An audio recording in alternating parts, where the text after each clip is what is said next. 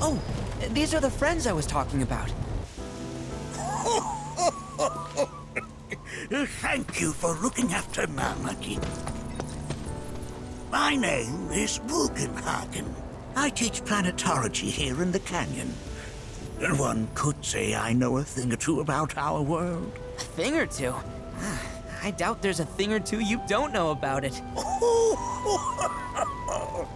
Well, it might seem that way to a child like yourself. I'm not a child anymore. I'm 48. 40 what? Nanaki here has a long life ahead of him. In human terms, I would say he's about 15 or 16 years old. That's more than old enough. I can protect our Veil and everyone in it. Which is more than I can say for my good-for-nothing father. Speaking of the members of our little community, have you announced your return to one and all, Nanaki? Not yet. Be right back. But where are my manners? Please, come in and have a look around.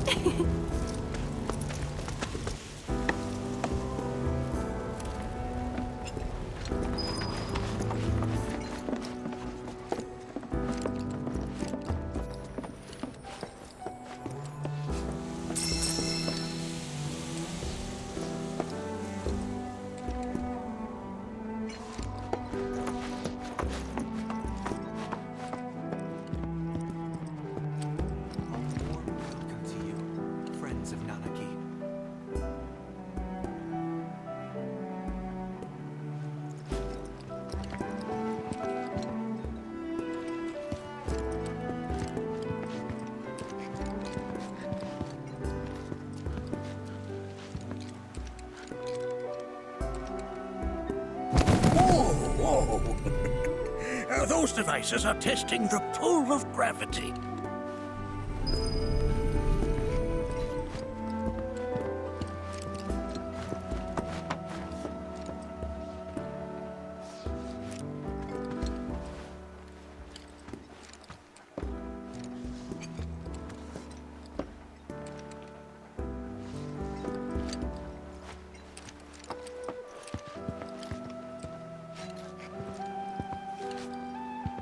That's a scale model of our planet and the surrounding stars. One could say the dust it's collected represents the people who live upon it. Here we seek to gather the wisdom of the planet.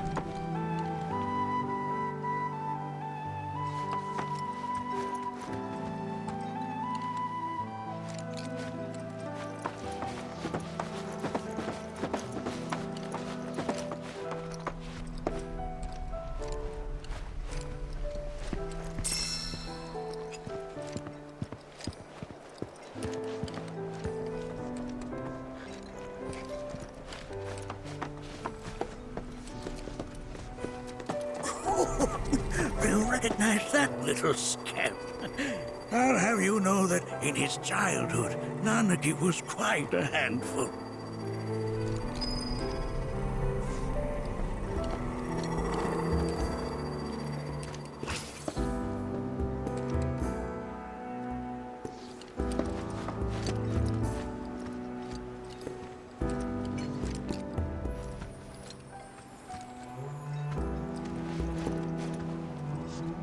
That is one of the first Mako detectors ever built.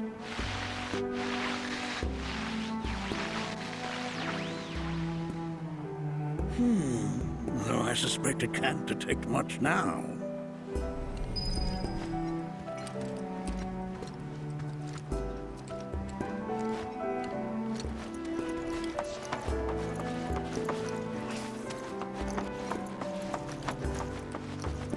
Here we seek to gather the wisdom. While that may appear to be little more than a glistening mineral at a glance, it is in fact a crystallized collection of our planet's memories.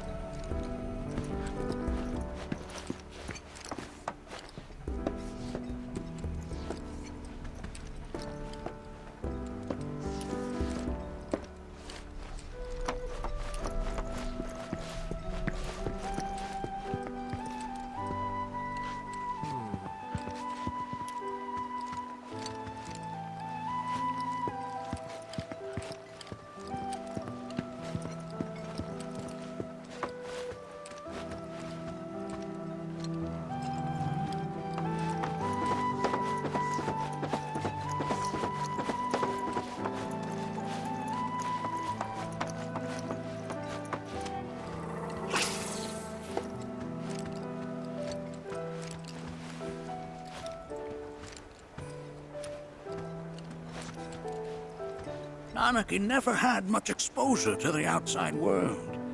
I can only hope his travels with you have served to enlighten him.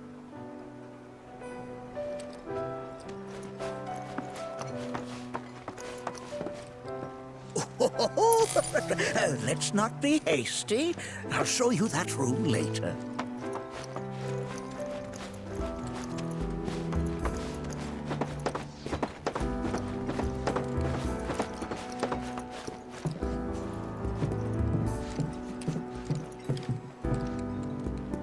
That right there is a type of a current generator. It harnesses the power of the wind to produce new airflows of its own. Perhaps you've encountered them before during your travels.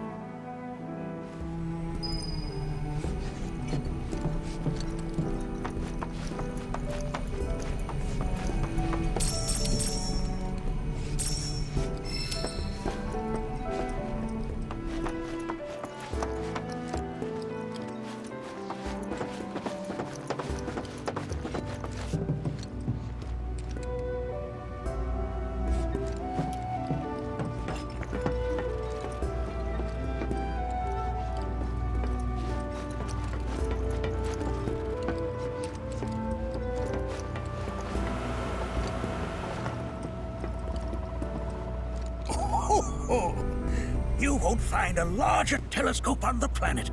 With it, you can see to the edge of the galaxy. There's no better view of the stars than through this scope. But the lens could do with some cleaning. My apologies.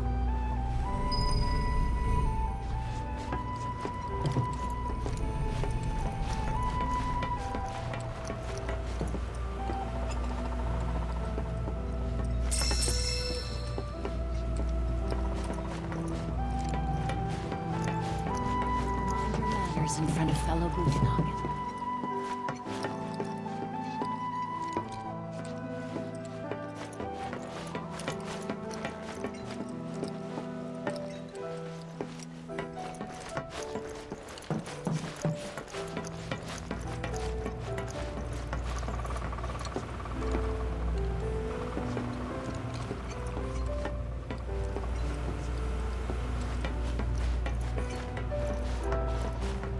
The lights we observe here have traveled to us from the far reaches of time and space. To gaze at the stars is to gaze into their past, what they once were, eons ago.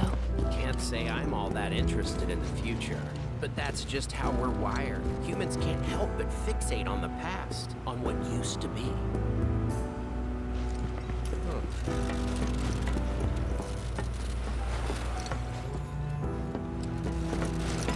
The lights we observe here have traveled to us from the far reaches of time and space. To gaze at the stars is to gaze into their past.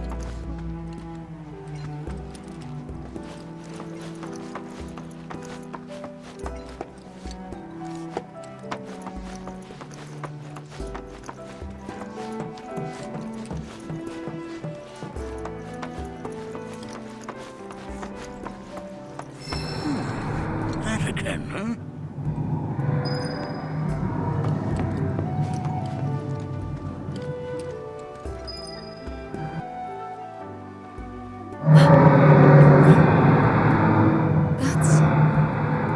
The planet crying out.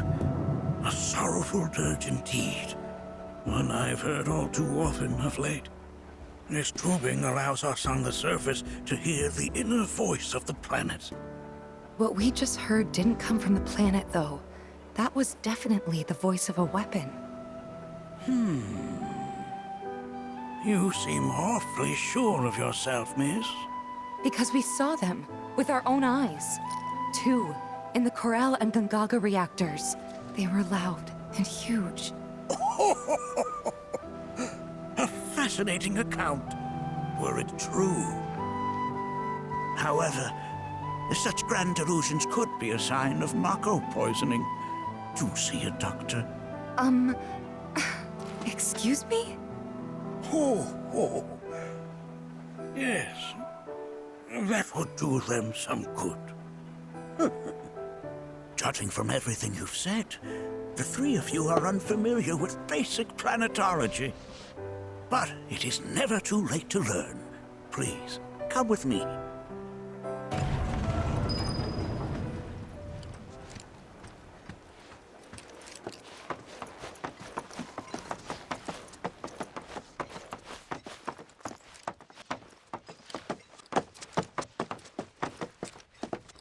I present to you our planetarium. While the Shinra building features the latest iteration, this particular one is my original design. Now then, without further ado,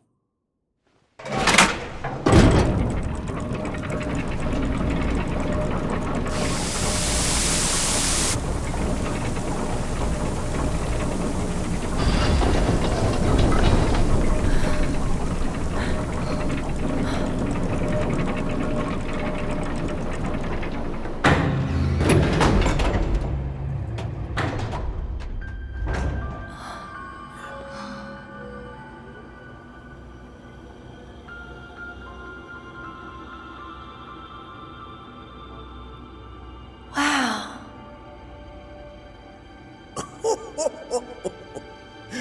this is only the beginning. A shooting star! Planetology is not simply the study of the cosmos and the celestial bodies that dwell in it. Rather, it is a quest to comprehend the cyclical nature of life.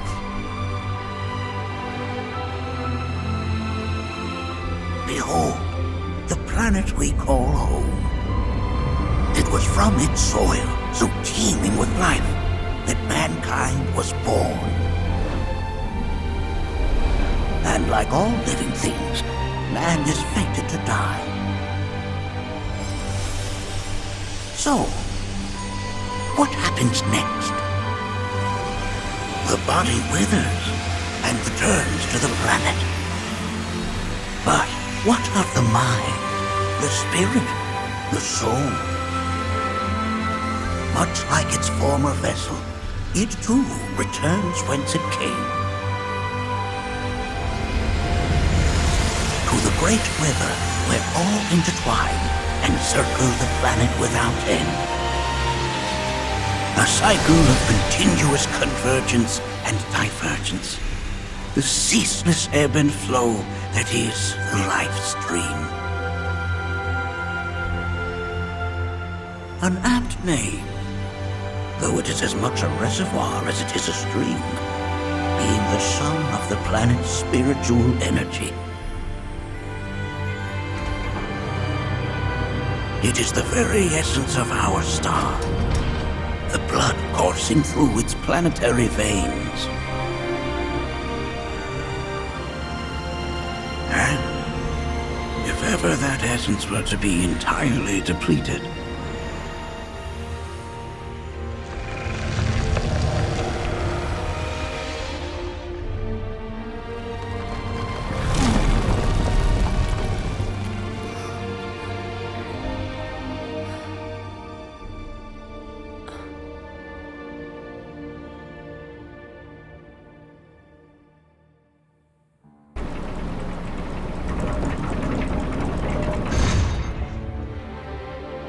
of course, these are but basic principles of planetology.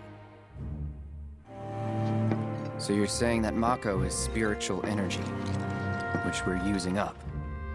Just so. Siphoned from the planet and processed for industry, that energy can no longer fulfill its true purpose. It is fated to fuel man's machinery, then fade away. Okay, but does it actually fade away? I mean, what if it doesn't? What if it just returns to the life stream in a different form? Is that possible? A novel theory, suggestive of a lack of understanding. However, that can be overcome with time and education.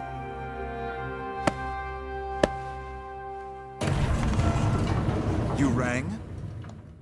Please escort this young lady to our seminar room, would you? Right this way. Okay. Hey, can I come?